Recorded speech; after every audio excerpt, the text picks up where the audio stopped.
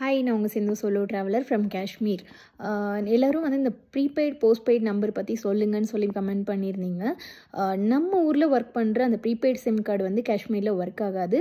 காஷ்மீருக்கு நீங்கள் வரீங்க அப்படின்னா மேபி நம்ம ஊர்லேருந்தே போஸ்ட்பெய்டாக மாற்றிட்டு இங்கே வாங்க. அப்படி இல்லை அப்படின்னா இங்கே ஏர்போர்ட்லேயே உங்களுக்கு டூரிஸ்ட் சிம் கார்டுன்னு சொல்லிட்டு ஒன்று விற்பாங்க. பட் ஸ்டில் அது வந்து கொஞ்சம் எக்ஸ்பென்சிவ் தான். ஒரு 500-600 கிட்டலாம் சொல்லுவாங்க. சம்டைம்ஸ் 400 கூட சொல்கிறாங்க. பட் ரேட்டு எக்ஸாக்டாக இதுதான் அப்படிங்கிறது தெரியல. அண்ட் நீங்கள் அந்த சிம் கார்டு வாங்குறீங்க அப்படின்னா அது காஷ்மீரில் மட்டும்தான் ஒர்க் ஆகும். ஒன்ஸ் காஷ்மீரை க்ராஸ் பண்ணிட்டீங்கன்னா அது ஒர்க் ஆகாது. அதுக்கு பதிலாக நீங்கள் லோக்கல் கொஞ்சம் நீங்கள் ஏர்போர்ட் விட்டு வெளியில் போயிட்டு உங்கள் டிரைவர்ஸ் மூலமாக உங்கள் டிரைவர்ஸ் கண்டிப்பாக உங்களுக்கு ஹெல்ப் பண்ணுவாங்க.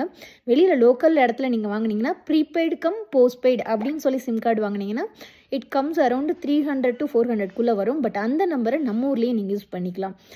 ஸோ அந்த நம்பர் இப்போ நீங்கள் உங்கள் ஆதார் கார்டில் வாங்குறீங்க நம்பர் அப்படின்னா வித்தின் 10 to 15 minutesல அது ஆக்டிவேட் ஆகிடும்.